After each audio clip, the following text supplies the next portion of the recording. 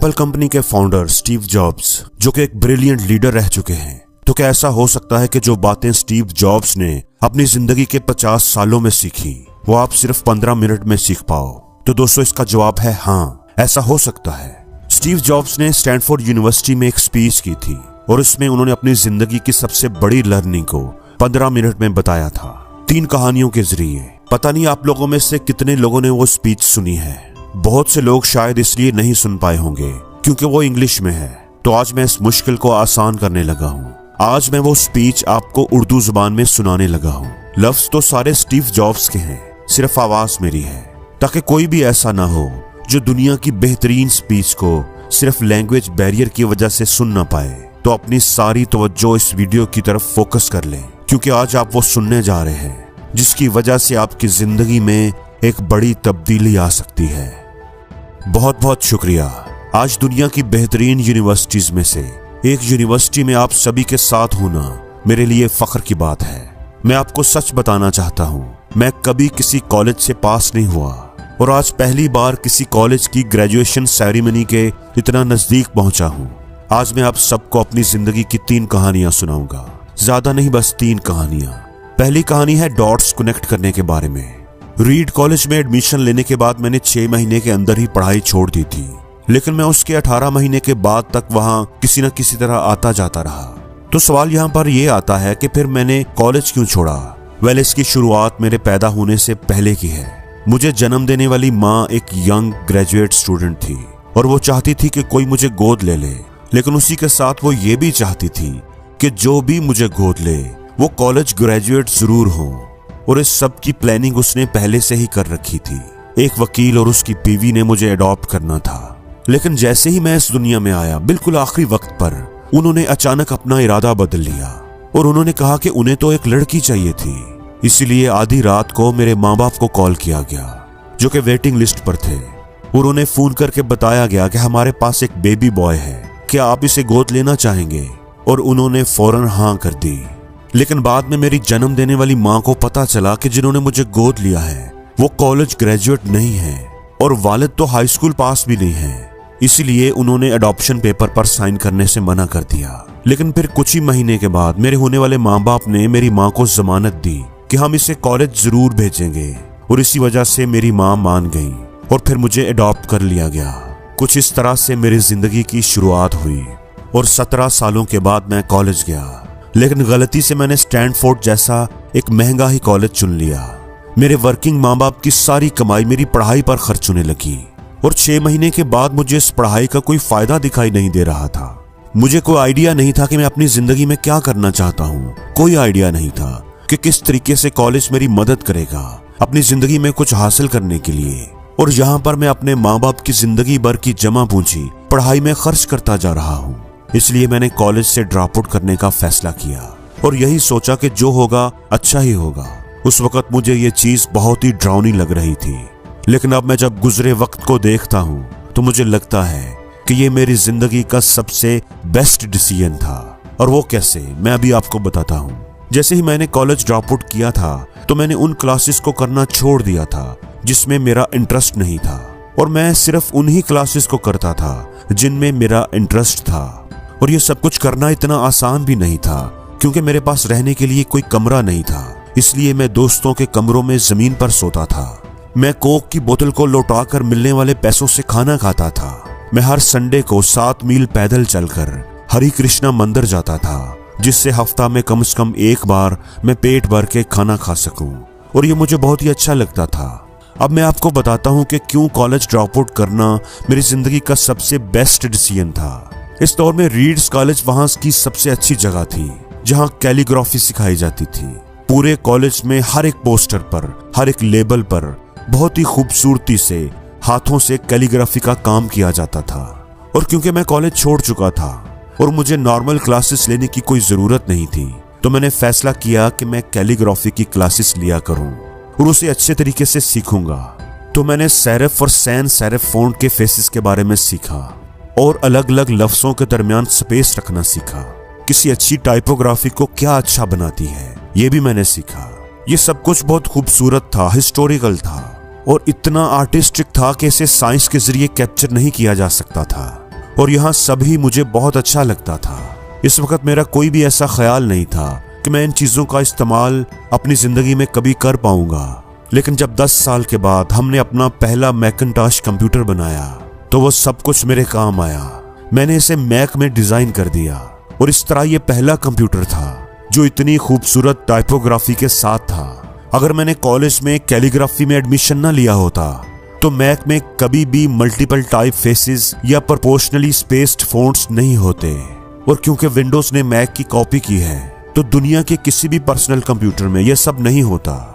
उस वक्त जब मैं कॉलेज में था तो अपने फ्यूचर को देखकर इन डॉट्स को कनेक्ट करना मुमकिन नहीं था। लेकिन जब 10 साल के बाद मैं गुजरे वक्त को देखता हूँ तो मुझे सब कुछ क्लियर नजर आता है कि आप सिर्फ पीछे देखकर ही डॉट्स को कनेक्ट कर सकते हैं। आपको यकीन करना होगा कि अभी जो भी हो रहा है वो आगे चलकर किसी न किसी तरीके से आपके फ्यूचर से कनेक्ट हो जाएगा।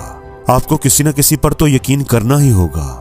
दिल की बात पर, अपनी किस्मत पर या अपनी तकदीर पर किसी न किसी चीज पर भरोसा करना ही होगा, क्योंकि इस बात पर यकीन रखना कि आगे चलकर डॉट्स कनेक्ट होंगे ही आपको अपने दिल की आवाज सुनने की हिम्मत देगा। और उस वक्त भी जब आप बिल्कुल अलग रास्ते पर चल रहे होंगे, और यही बात आपको बाकी लोगों से अलग बनाएगी। तो मेरी पहली कहानी से सबसे बड़ी सीख यही है कि जो हो रहा है अच्छे के लिए हो रहा है, और आप अभी जो भी कर रहे हैं वो आगे चलकर आपके किसी न किसी काम जरूर आएगा। आप बस अपने आप पर यकीन रखकर, भरोसा रखकर करते जाइए जो आप कर रहे हैं। मेरी दूसरी कहानी लॉस और लव के बारे में है। मैं खुशकिस्मत था कि जिस चीज से मैं प्यार करता था वो मुझे जिंदगी के शुरू में ही मिल गई।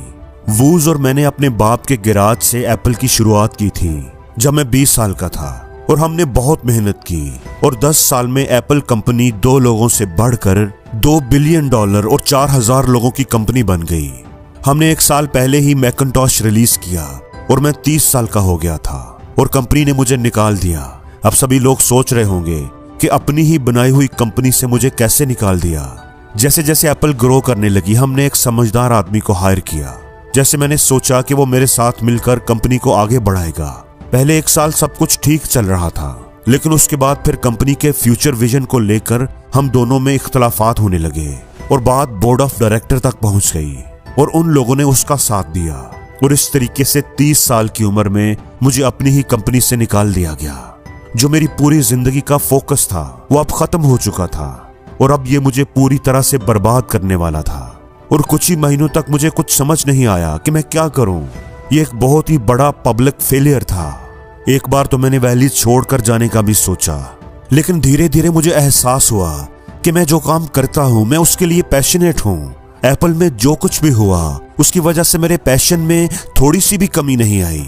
मुझे उन्होंने कबूल नहीं किया, लेकिन फिर भी मैं अपने काम से प्यार करता हूं। इसलिए एक बार फिर से शुरुआत करने की सोची।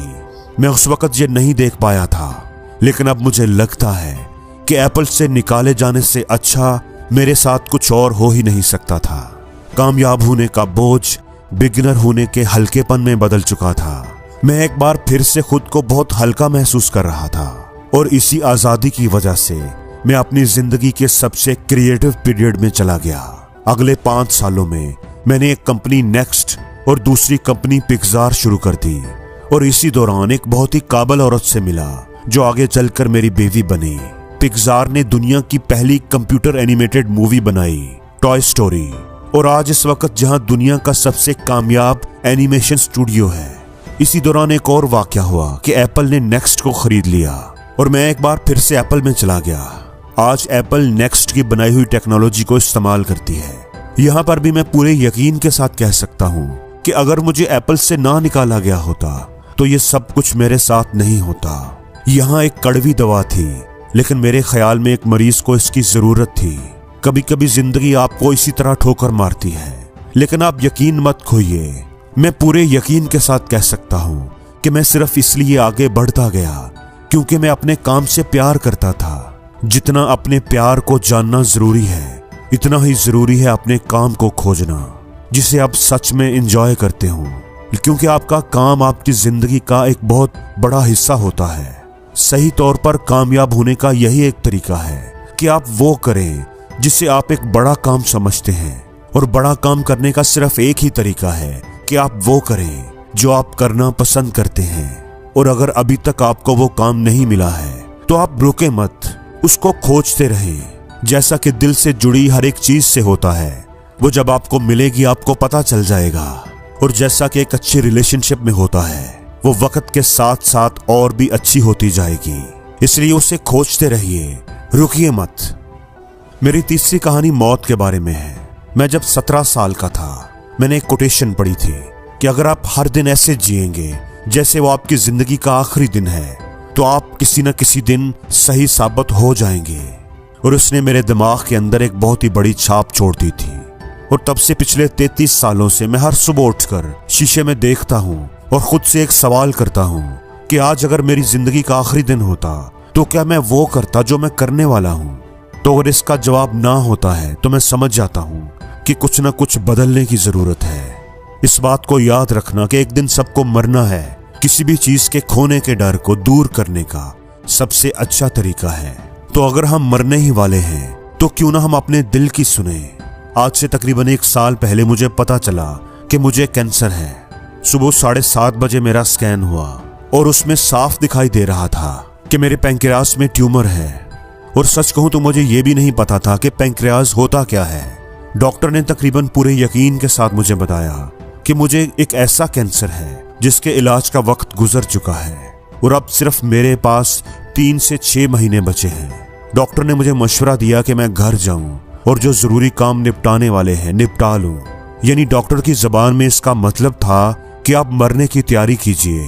यानी वो सारी चीजें जो आप अगले 10 साल में करने वाले थे वो बचे हुए दिनों में कर लीजिए, क्योंकि आपका आखिरी वक्त आ चुका है।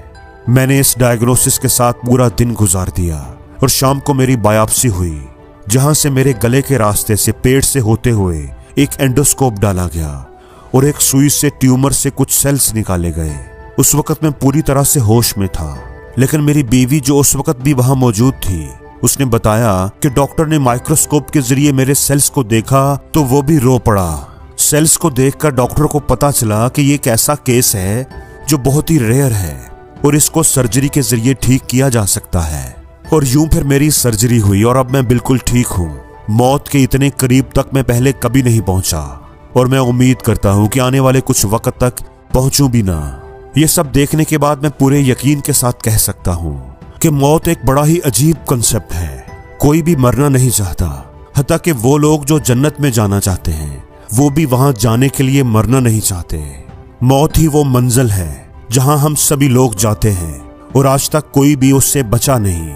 और ऐसा ही होना चाहिए, क्योंकि इस जिंदगी का जो सबसे बड़ा शाहकार है वो मौत ही है।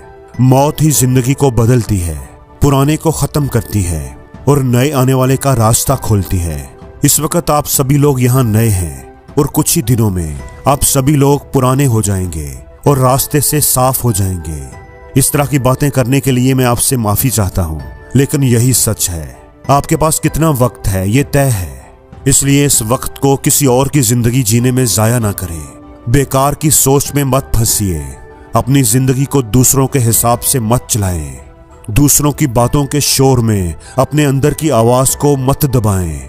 और सबसे जरूरी बात कि अपने दिल की आवाज सुनने की हिम्मत रखें, क्योंकि आपका दिल पहले से ही जानता है कि आप क्या बनना चाहते हैं।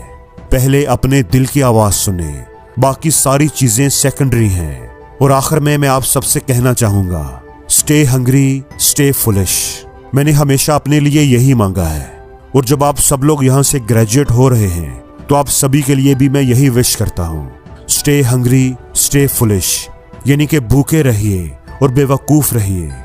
भूखे यानी आपके अंदर कुछ करने की भूख होनी चाहिए, और बेवकूफ बनो, क्योंकि बेवकूफ बनकर ही आप कुछ सीख पाओगे।